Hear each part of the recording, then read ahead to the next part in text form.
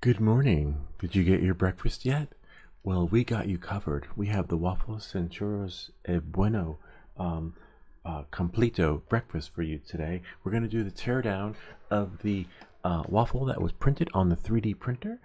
It was printed with brim supports. There's a link to the file in the description. And if you need help setting up your printer so that you too can have a breakfast as lusty as this, feel free to leave your comments in the description down below while I go get your stuff and serve it.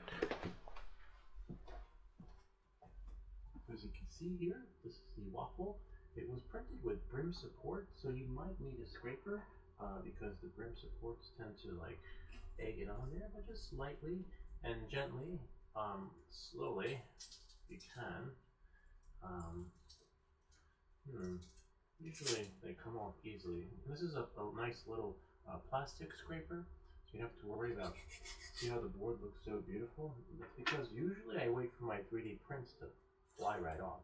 But the waffles, completos, look at that. So luscious, so yummy. Maybe we'll put a little bit of maple syrup on it because it tastes really good, right? And that's what you want for breakfast. We'll wait before putting this on a little bit. And then you have a little serving fork that we have for you. And we're going to take this and bring this over to the table so that you guys can actually see. Really nice. It's a great print and definitely worthy of the printer. And that's how you know when your printer is really well aligned. This is the one that we had printed before previously. Works really well too. Remember, it has brim supports. If that makes any sense. And now we're going to tear it down. You have to get it ready. Don't eat it. So you could try printing it without brim supports, but that was the only way to get everything to print properly. See, you could tear it off, but as you can see, tearing it off doesn't really do justice because you really have to work. This is the part that takes forever. Work it all out. And as you can see, and you got to be really careful not to break it because there are some parts that need the supports in there. See, voila, but it comes off easily. See, right about here, and then there. So I didn't count how many parts are in here, but there are a lot. So you have to be careful. You know, you got to do each one individually, and sometimes you'll get lucky and get like 3 or 4 little brim supports out, which is great. But you want to make sure that when you're taking them off, that you don't break the experience so that you can't use the waffle. You could squeeze it a little bit. Try squeezing it a little bit. Squeezing, but as you can see, it's just bound. So imagine 50 to 100 of these things binding it together. And so it's finding that right point where you could actually undo it. And I hear the train coming. If you have a train to catch, feel free to pause this video. All right, and then watch it while you're on your way to work, or maybe you're traveling somewhere and just need something to watch in the meantime. And I'm not sure which corners, but I'm sure there's a science you can apply to this where if you pull 5 here, 5 here, and 5 there, and then squeeze it, you might be able to unlock it so that you can have the fidget experience that we'll show you in the end. So let's try that. 5 here, but you've got to be really careful not to break it. It's really delicate. You can try printing this with other materials like PLA, or some other ones. Just gonna move myself up a little bit so that you guys can see and follow along and see how it's done. No need to have your hosts in the way. See, look at that. Just try, and you could use tweezers. If you don't have tweezers, that's okay. You could use a toothpick or the head to a mini screwdriver, just to poke them in there, and just, let's say you could push them out, right? Push them out, push them out, push them out, push them out, and then flip over, and then use your fingers, right, sort of just like tear them out. Or if you have a set of tweezers, just do that. See, after you poke them, how much easier it is to take them out. So you could try, actually I kind of like the poking. See, look at that, just poke them out, poke them out, poke them out. Much faster too, because then you can just tear them out. They're really bound in there. And the best thing about Cura is that it automatically sets the print bed temperature, the presets. Unless you're going custom, you know, with your printer presets, you pretty much set it and forget it, like an easy bake oven. You put your file in, you can of course configure it. That's the only hard part, is configuring your 3D print, because sometimes tree supports it might need, sometimes, in this case, rim supports. I tried printing this back in the day with no supports and it just won't work. So just imagine how many times I had to print this to actually get it right. But if you have an idea to share on other presets that we could use to get this to print without having to do this, I will definitely try it. And I believe after this print we're going to try printing a chameleon, which is really cool. Chameleon fidget. And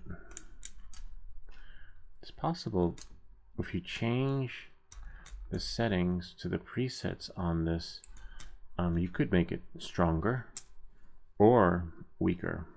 If you use, I believe if you use default settings on Cura, everything you print is really brittle. Whereas if you use dynamic, everything you print is much stronger. If that makes any sense. See, look at that, we're almost there. So what you do is you squeeze it gently. Nope, not there yet.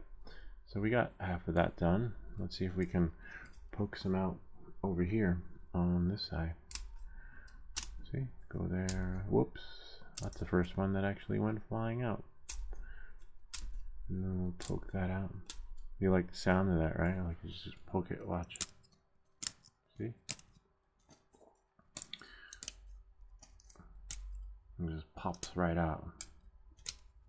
And now look. And then we go here on this side. And go there. And then pull them out. And then we go pull that one out.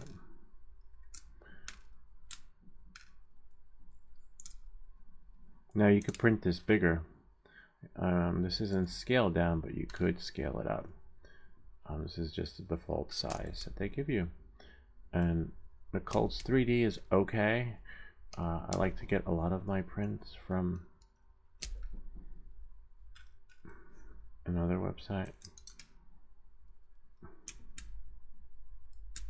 think it's 3D Maker, only because with Cults 3D you sometimes might have to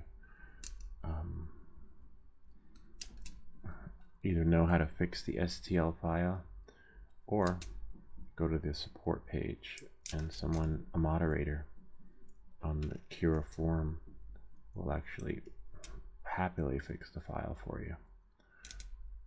And they usually do it for free. They volunteer their time because they get these merit badges so that they can level up and become moderator or super moderator.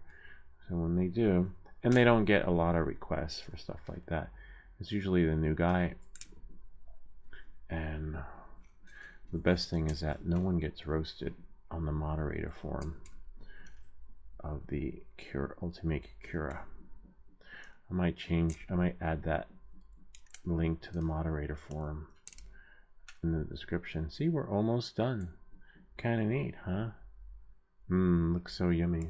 I could just pour some maple syrup on here and eat it.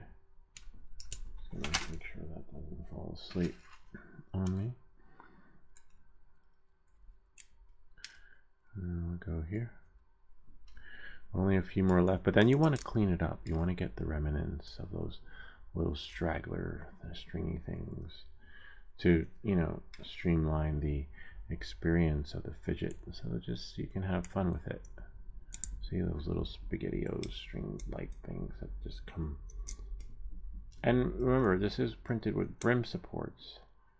If there's a way to do this without brim, I tried tree. Tree didn't work.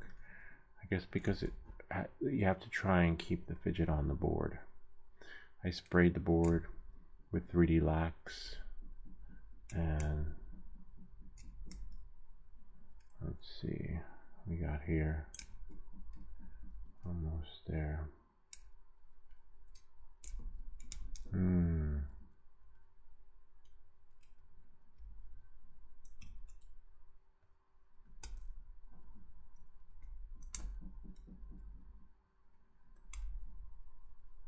This is where you got to be careful and only take the stringy part, and you don't want to accidentally pull the joints that are supporting it and then break it and have to print another one. I believe we're almost there. See? Amazing how these ones in the middle are binding it together, and it won't like unlock until you actually do all of them. Really interesting. The engineering behind this. How many times did the guy or girl have to print this to actually get the STL file correct, to make it just right for you? Yep, there we are. Whoops, don't spill the syrup before it's too late.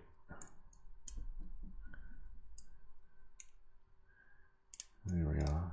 Oh, see, pulled out some more joints in there. You could use your hands. Tweezers tend to work a little bit better. Some prints you can take off your board and they're just ready to go. Like, for example, this one right here. Kind of neat, huh? Moving parts and just straight off the press. Other prints are corrupt and you have to configure, or you just give up on it. Now, I wouldn't say give up, you just move on. Like if you have a print experience and you print 10 things and that one file is just driving you crazy, it's not worth it. And only if the moderator can fix it on the Ultimate Cure form, then it's worth it. But unless you create it, if you're creating the file, then you pretty much have the skills to keep pushing until it actually prints. But when you're buying a print or you have a free STL, and don't drive yourself crazy. Sometimes it could be the STL file, sometimes it could be the print file, sometimes it could be a printer, and sometimes you just don't know and you drive yourself crazy trying to figure that out. Oops, you heard that? Like, sound like, yep.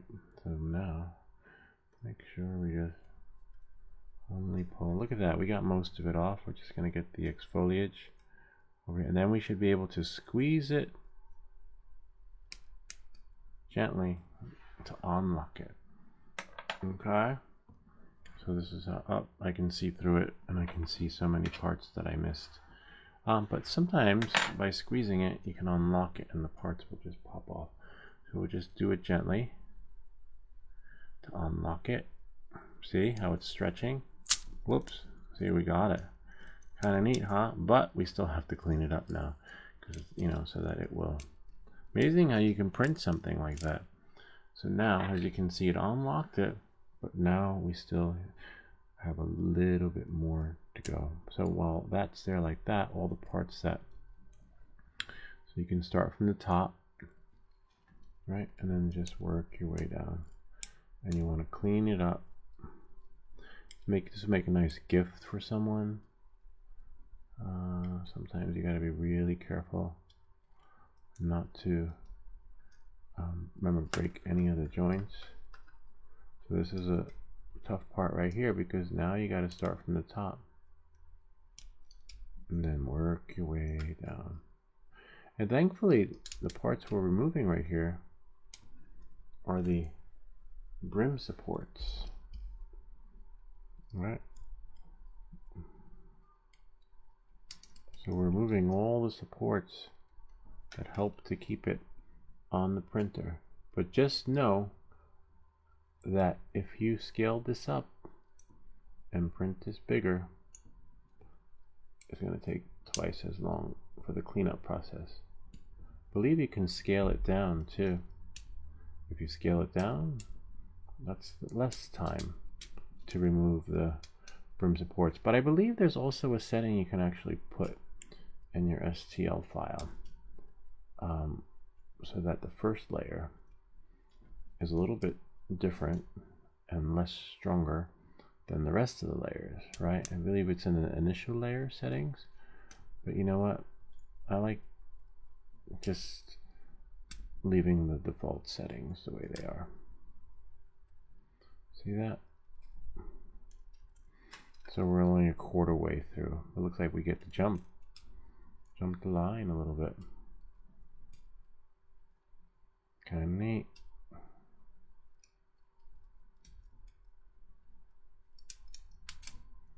Almost there. Looks like I missed one. And by taking off all the supports, you're loosening it and making it that like giving it that flexibility that it needs to actually free flow. Kind of neat. And then we got there. And there we are. See? It's a lot to take off. I probably would make this bigger, but the only problem is that it doesn't really last long. Lasts okay. You know, a week or two, sometimes a month, but then you got to print it again because it's not as strong. And so that's another reason why if I do print it, I print it this size, because can you imagine if it's double the size? It takes double the time. Not bad, we're almost there. Almost there. Got one over there. See how it becomes looser as you take off all these see, look at that. Kind of neat, huh? Whoops, amazing how you could just print something like this. The more you take off of the supports, the looser it becomes, and becomes more like a, you know, the flexibility is just phenomenal. And there are a lot of other 3D prints you could print, like the one, you can print them in different colors, multicolor. Sometimes multicolor is great. Yellow is a hard color to print, so if you wanted to paint this or spray paint it with a spray brush, it's hard. The best colors for painting is actually gray. My kids were down here the other day painting a rabbit. I'll share with you the rabbit once we're done so you can see it. You know, she comes down every now and again. She used to hate the basement. It creeped her out. But now she loves it down here. She's like, your room is so cool. It was scary before. It did look like the backdrop to the movie Saw down here back in the day. Like, it was just so creepy. But then we fixed it up.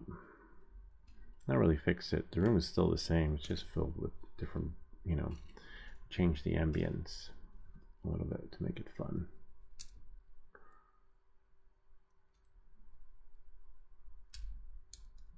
So you missed one there.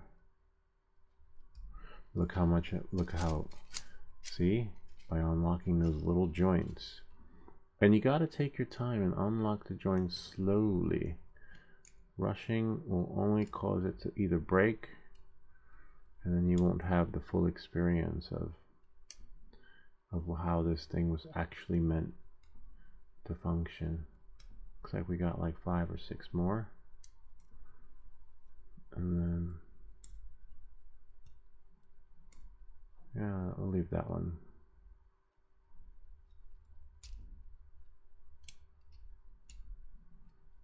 And don't force it.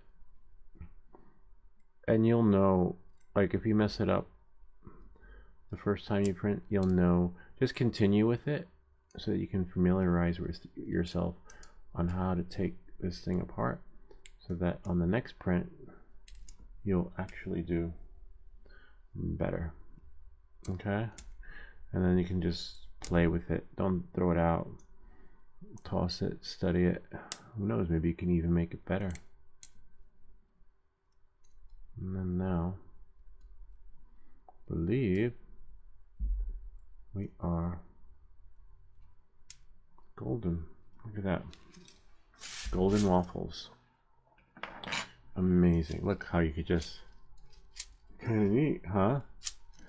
And it just, I saw someone do a sword once. So now you see why when you remove these like supports and the grooves and the nooks and cranny, it just makes it more of a fidget that you can squeeze and then play with like that.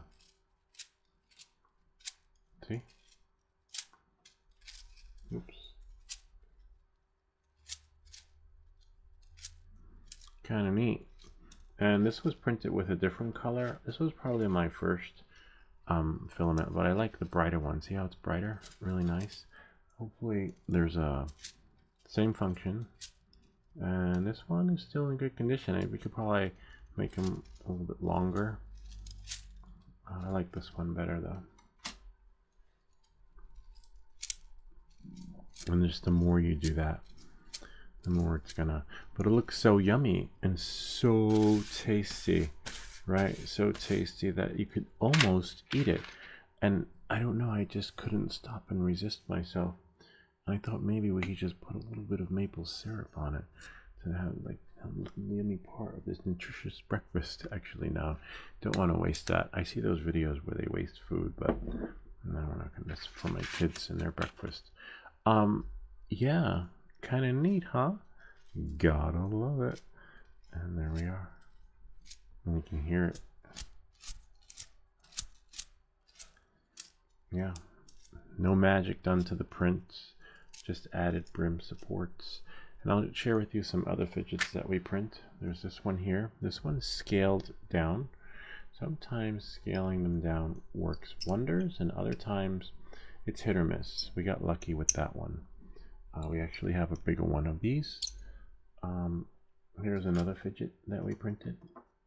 We'll probably do a live stream of this print. This one you can only print one piece at a time, so I will definitely have to be here before printing that one, or while printing this one. Kind of neat. It's like an optical illusion-ish, and then it can actually go in that way too, forwards or backwards. This one took a while to print, but finally figured it out. Kind of neat, huh? And it goes into those little grooves and holes right there like that. And you just find the sweet spot. See? Kind of neat. And you print one piece at a time. This one I like because this one comes hot off the press exactly the way you see it. It's a gyroscope fidget, and comes right off the board.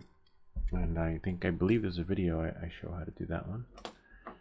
And then this one is a pyramid fidget. This one's real similar to the other one, but I guess the engineers just made it a little bit more curves. Kind of neat, huh? Forwards and backwards in time. And I believe there's some other ones I can share with you, but not in this video. We have like hundreds of them. Look at that. Kind of neat, huh?